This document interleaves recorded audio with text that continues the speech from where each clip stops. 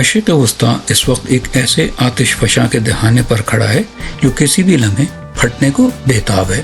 یہ خطہ صدیوں سے عدم استحکام، خونریز تصادم اور المیوں کی داستان سمیٹے ہوئے ہے۔ اس داستان کے ایک انتہائی اہم اور پراسرار کردار کا نام تھا سید حسن نصر اللہ۔ حزب اللہ کے لیڈر سید حسن نصر اللہ، جن کو 2024 میں ایک فضائی حملے میں ہلاک کر دیا گیا، وہ تاریخ میں ایک متنازع شخصیت کے مالک ہیں۔ کچھ لوگ ان کو نجات دہندہ اور کچھ لوگ ان کو دیگر الفاظ سے یاد کرتے ہیں۔ ڈپینڈ کرتا ہے اس بات پہ کہ آپ ان کو کس رخ سے دیکھتے ہیں، لیکن ان کی شخصیت، ان کی زندگی اور ان کی موت نے مشرق وسطیٰ میں کئی سوالات کو جنم دیا، اور مشرق وسطیٰ کی تاریخ میں کچھ لوگوں کے لیے وہ ہمیشہ ویلن اور کچھ لوگوں کے لیے وہ ہمیشہ ہیرو رہیں گے۔ لیکن اس میں کوئی شک نہیں ہے کہ انہوں نے لبنان کی تاریخ میں ایک انمیٹ کردار ادا کیا۔ حسن نصر اللہ کو چند سال قبل ایک اسرائیلی فضائی حملے میں شہید کر دیا گیا۔ یہ محض ایک قتل نہ تھا، بلکہ ایک ایسا شوق تھا جس نے پورے خطے کی زمین ہلا کر رکھ دی۔ اس واقعے کی ہیبت اور strategic depth Osama bin Laden اور قاسم سلیمانی کی ہلاکتوں سے کہیں بڑھ کر تھی۔ اس واقعے کی گونج صرف حزب اللہ، ایران یا ایکسس آف ریزسٹنس تک ہی لمیٹڈ نہ تھی، بلکہ پورے مشرق وسطیٰ میں اس کے اثرات دیکھے گئے۔ سید حسن نصر اللہ 1960 میں لبنان کے شہر بیروت کے مضافاتی علاقے میں پیدا ہوئے۔ خاندان بہت زیادہ مذہبی نہیں تھا، مگر حسن کے دل میں بچپن سے ہی دینی علوم کے حصول کا شوق تھا۔ انہوں نے ایک ایسے نیبرہڈ میں تعلیم حاصل کی جو زیادہ تر عیسائی آبادی پر مشتمل تھا، مگر کیتھولک اسکول میں پڑھنے کے باوجود حسن نصر اللہ کے مذہبی عقائد کے اوپر کوئی فرق نہ پڑا۔ حسن نصر اللہ شروع سے ہی دینی تعلیم کی طرف مائل تھے۔ 1975 میں لبنان میں جاری خانہ جنگی کی وجہ سے حسن نصر اللہ کے خاندان کو نقل مکانی کر کے واپس اپنے گاؤں بازریا جانا پڑ گیا۔ وہاں پر انہوں نے اپنی سیکنڈری ایجوکیشن کمپلیٹ کی۔ حسن نصر اللہ نے اپنی سیکنڈری ایجوکیشن کمپلیٹ کرنے کے بعد بالبک میں ایک شیعہ مدرسے میں داخلہ لیا۔ مدرسے میں داخلہ لینے کے ساتھ ساتھ ہی انہوں نے امام موسیٰ صدر کی عمل ملیشیا میں شمولیت اختیار کی۔ عمل ایک شیعہ سماجی اور مذہبی تنظیم تھی جو امام موسیٰ صدر کی سرپرستی میں کام کر رہی تھی۔ بالبک کا شیعہ مدرسہ عراق کے عظیم مجتہد آیت اللہ محمد باقر الصدر کے زیر نگرانی کام کر رہا تھا۔ 16 سال کی عمر میں انہوں نے دینی تعلیم کے حصول کے لیے نجف مقدس کا رخ کیا، لیکن جلد ہی عراقی حکومت نے عمل تحریک سے وابستگی اور ایران کی عظیم اسلامی انقلاب کی حمایت کے جرم میں 1978 میں حسن نصر اللہ اور کئی دوسرے مذہبی طالب علموں کو عراق سے ملک بدر کر دیا۔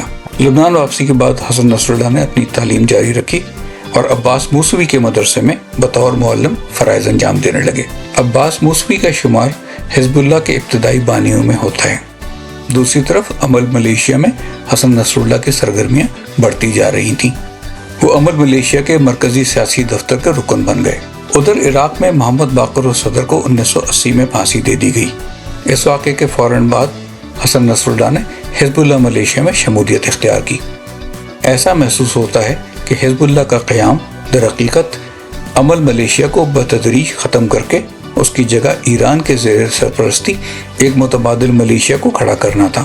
بظاہر اس پورے منصوبے کے آرکیٹیکٹ ڈاکٹر مصطفیٰ چمران یا مصطفیٰ کمران تھے، جو ایران کی اسلامی انقلاب کے بعد پہلے وزیر دفاع تھے۔ وہ IRGC میں بھی بڑی اہمیت رکھتے تھے۔ ڈاکٹر مصطفیٰ کمران ایک ایرانی انقلابی اور ایک فوجی کمانڈر ہونے کے ساتھ ساتھ ایک سائنسداں بھی تھے۔ انہوں نے 1970 کے آخر میں اور 1980 کی ابتدا میں لبنان کی پولیٹیکل لینڈسکیپ کو ہمیشہ کے لیے تبدیل کر دیا۔ ان کو حزب اللہ کے بانیوں میں شمار کیا جاتا ہے۔ وہ کافی عرصے تک ایران کے وزیر دفاع بھی رہے۔ انہوں نے امام خمینی، امام موسیٰ صدر اور دیگر مذہبی رہنماؤں کے ساتھ اپنے تعلقات کی بنیاد پر عمل ملیشیا اور حزب اللہ میں اپنا اثر رسوخ بنایا۔ انہوں نے حزب اللہ کی ملیشیا کی تربیت میں بھی بڑا اہم کردار ادا کیا۔ عمل ملیشیا جو کسی زمانے میں لبنان میں ایک بڑی اہمیت کی حامل مذہبی اور سیاسی پارٹی تھی، حزب اللہ کے شروع ہونے کے بعد آہستہ آہستہ لبنان کے سیاسی منظرنامے سے غائب ہوتی چلی گئی۔ خود امام موسیٰ صدر بھی اس وقت کے بعد پراسرار طور پر غائب ہو گئے جب انہیں لیبیا کے سربراہ مملکت معمر القذافی نے لیبیا بلوایا۔ ایک اور دلچسپ بات یہ ہے کہ موسیٰ صدر اور آیت اللہ خمینی کی آپس میں رشتہ داریاں بھی تھیں۔ مصطفیٰ کامران نے 1970 کی دہائی کے اواخر میں اور 1980 کی دہائی میں ایران، لبنان، حزب اللہ اور عمل ملیشیا کے رابطوں میں بہت اہم کردار ادا کیا۔ عمل ملیشیا بتدریج لبنان کے سیاسی منظرنامے سے غائب ہوئی۔ ابتدا میں عمل ملیشیا اور حزب اللہ میں کشیدگی ہوئی جو بڑھتے بڑھتے باقاعدہ مسلح جھڑپوں میں تبدیل ہو گئی۔ ایک وقت آیا کہ لبنان کے شہر بیروت میں شیعوں کی دو مسلح ملیشیا آپس میں ایک دوسرے سے برسر پیکار ہوتی تھی، لیکن وقت کے ساتھ ساتھ عمل ملیشیا سیاسی منظرنامے سے غائب ہوتی گئی اور حزب اللہ نے اس کی جگہ مضبوطی سے لینی شروع کر دی۔ حزب اللہ ایک نئی تشکیل شدہ تنظیم تھی جو براہ راست ایران کی اسلامی انقلاب اور آیت اللہ خمینی کے انقلابی افکار سے متاثر تھی۔ ایران نے حزب اللہ کی مکمل پشت پناہی کی کیونکہ اسے اپنا انقلاب برآمد کرنے اور اسرائیل کا مقابلہ کرنے کے لیے ایک زیادہ قابل اعتماد اتحادی مل گیا۔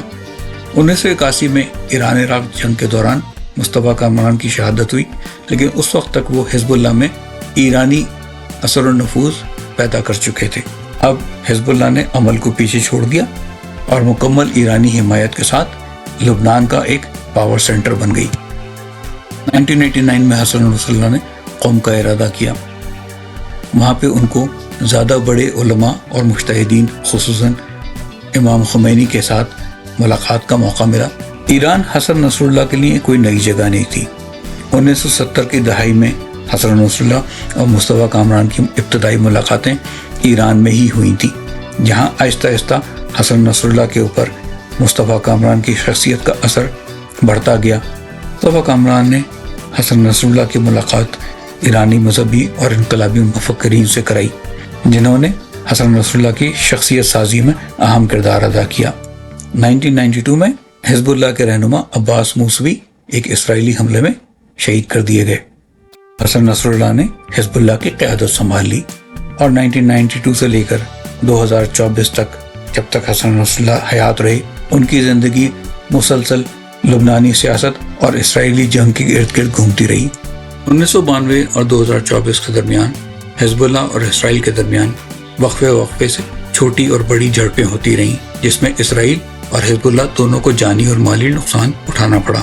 1997 میں اسرائیلی فوجیوں نے جنوبی لبنان میں ایک حملے کے دوران حسن نصر اللہ کے 18 سالہ جوان بیٹے ہادی نصر اللہ کو شہید کر دیا۔ ہادی نصر اللہ حزب اللہ کی فرنٹ لائن میں شامل تھے۔ ان کی موت نے حسن نصر اللہ کے اوپر ایک مختلف اثر ڈالا۔ سید حسن نصر اللہ نے اپنے فرزند کے جذبہ شہادت کو لبیک کہا اور اسے لبنان کی دفاعی جنگ کا حصہ قرار دیا۔ ہادی ریزسٹنس کی علامت بن گئے۔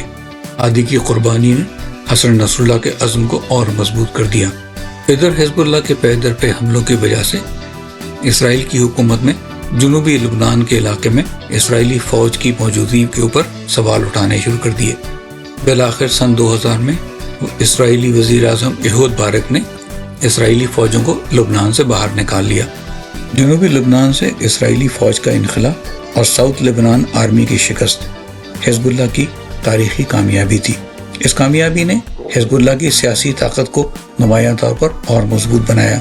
حسن نصر اللہ نے سن 2004 میں اسرائیل کے ساتھ ایک معاہدہ کیا جس کے تحت قیدیوں کا تبادلہ ممکن ہوا۔ حزب اللہ، لبنان اور اسرائیلی فوج کے درمیان قیدیوں کے تبادلے ممکن ہوئے۔ سینکڑوں فلسطینی اور لبنانی قیدیوں کو رہائی ملی۔ لبنان کو کئی شہیدوں کی باقیات واپس ملی۔ عرب دنیا نے اس معاہدے کو حزب اللہ کی زبردست فتح کے طور پر سراہا۔ حزب اللہ لبنان کے سیاسی منظرنامے پر بھی متحرک رہی۔ سن 2006 میں لبنان میں ایک اہم سیاسی پیش رفت کے طور پہ حسن نصر اللہ اور فری پیٹریوٹک موومنٹ کے رہنما سابق وزیر اعظم مائیکل ایون نے ایک تاریخی معاہدے پر دستخط کیے۔ اس 10 نکاتی معاہدے کے ذریعے حزب اللہ نے کئی رعایتیں حاصل کی۔ سن 2006 میں حزب اللہ اور اسرائیل کے درمیان پھر جنگ شروع ہو گئی۔ یہ جنگ ایک جھڑپ سے شروع ہوئی جس میں حزب اللہ کے سپاہیوں نے 3 اسرائیلی فوجیوں کو ہلاک اور 2 اسرائیلی فوجیوں کو اغوا کر لیا۔ اسرائیل نے شدید بمباری کے ساتھ اس کا جواب دیا، جس کا نشانہ حزب اللہ کے مضبوط گڑھ بنے، خاص طور پہ جنوبی بیروت حزب اللہ کا گڑھ اور شیعہ اکثریتی علاقہ تھا۔ اس بمباری نے بیروت میں بے پناہ تباہی مچائی۔ اسرائیل اور حزب اللہ کے درمیان اگر محاذ جنگ پہ جھڑپ نہیں ہو رہی ہوتی تو کہیں نہ کہیں بیک گراؤنڈز میں جنگ چل رہی ہوتی تھی۔ دونوں کی انٹیلیجنس ایجنسیز اپنے اپنے دشمنوں کے اہم ٹارگٹس کو نشانہ بناتی رہتی۔ یہ پراسرار اور خفیہ ایکشن کسی نام سے نہیں ہوتے تھے، لیکن اس میں دونوں اطراف کے اہم ٹارگٹس کو نشانہ بنایا جاتا تھا۔ عماد مغنی حزب اللہ کے ایک سینئر کمانڈر تھے۔ انہوں نے حزب اللہ کی تشکیل میں بڑا اہم کردار ادا کیا۔ وہ حسن نصر اللہ کے قریبی ساتھیوں میں شمار کیے جاتے تھے۔ وہ شام کے ایک دورے پر تھے۔ دمشق میں ایک کار بم دھماکے میں ان کو نشانہ بنایا گیا۔ اسرائیلی حکومت عماد مغنی کو ارجنٹینا میں 1992 میں ہونے والے اسرائیلی سفارت خانے پر حملے کا ذمہ دار قرار دیتی ہے، لیکن حزب اللہ اور اسرائیل دونوں عام طور پر ان واقعات کی ذمہ داری قبول نہیں کرتے۔ حسن نصر اللہ حزب اللہ کے رہنما کے طور پر مشرق وسطیٰ میں ایران کے اہم پراکسی کے طور پر جانے جاتے تھے۔ حزب اللہ کی بنیاد 1980 کی دہائی کے اوائل میں ایران کے اسلامی انقلابی گارڈ کے ذریعے کی گئی تھی۔ اس کے بعد سے حسن نصر اللہ نے ایران کے ساتھ ایک بڑا قریبی اتحاد برقرار رکھا۔ حزب اللہ ملیشیا مڈل ایسٹ میں ایران کے ہراول دستے کے طور پر پہچانی جاتی تھی۔ حزب اللہ نے مڈل ایسٹ میں ایران کے کہنے پر شامی خانہ جنگی میں اسد حکومت کا ساتھ دیا۔ ڈاکٹر مصطفیٰ کامران کے بعد ایرانی جنرل قاسم سلیمانی، جو قدس فورس کے سابق کمانڈر تھے، حسن نصر اللہ کے ساتھ اچھے تعلقات کے لیے مشہور تھے۔ بعض مقامات پر حسن نصر اللہ نے ایرانی جنرل قاسم سلیمانی کو اپنا دوست اور مہربان بھی قرار دیا۔ قاسم سلیمانی ایران کے بڑے جنرل اور بیرونی آپریشنز کے ذمہ دار تھے۔ وہ حزب اللہ کے کلیدی سرپرست تھے جو اسے ہتھیار، تربیت اور مالی امداد فراہم کرتے تھے۔ نصر اللہ نے یہ یقینی بنایا کہ حزب اللہ شامی خانہ جنگی میں ایران کی فوج کی ایکسٹینشن کے طور پر کام کرے۔ حسن نصر اللہ اکثر سلیمانی کے لیے گہری عقیدت اور احترام کا اظہار کرتے تھے۔ یہی وجہ ہے کہ سلیمانی کی امریکی ڈرون کے حملے میں ہلاکت کے بعد حسن نصر اللہ نے ان کے انتقام کا وعدہ کیا تھا۔ حزب اللہ کی بحیثیت ایرانی فوج کی ایکسٹینشن کے بڑی کامیابیاں اس وقت نظر آئیں جب 2017 میں انہوں نے سیریا میں شامی فوج اور روسی فضائیہ کے ساتھ مل کر حلب کو مکمل طور پر آزاد کرایا۔ شام کی داخلی خانہ جنگی میں روس اور ایران کا ہاتھ بہت واضح تھا۔ روس اور ایران مل کے شامی حکومت کی طرف سے باغیوں کے خلاف مسلح مزاحمت کر رہے تھے۔ اس خانہ جنگی میں حزب اللہ نے ایک بھرپور حصہ لیا، جس سے یہ بڑا واضح اندازہ ہوتا ہے حزب اللہ کی ایران کے لیے اسٹریٹجک امپورٹنس کیا تھی۔ حزب اللہ کا ایران کے لیے صف اول کا مسلح دستہ ہونے کا ثبوت اس بات سے بھی ملتا ہے کہ 2024 میں جب اسرائیلی فضائیہ نے بیروت میں حزب اللہ کے کمانڈر حسن نصر اللہ کو نشانہ بنایا، تو اس کے بعد مڈل ایسٹ کے تمام بڑے کیریکٹرز آہستہ آہستہ زمیں بوس ہوتے گئے۔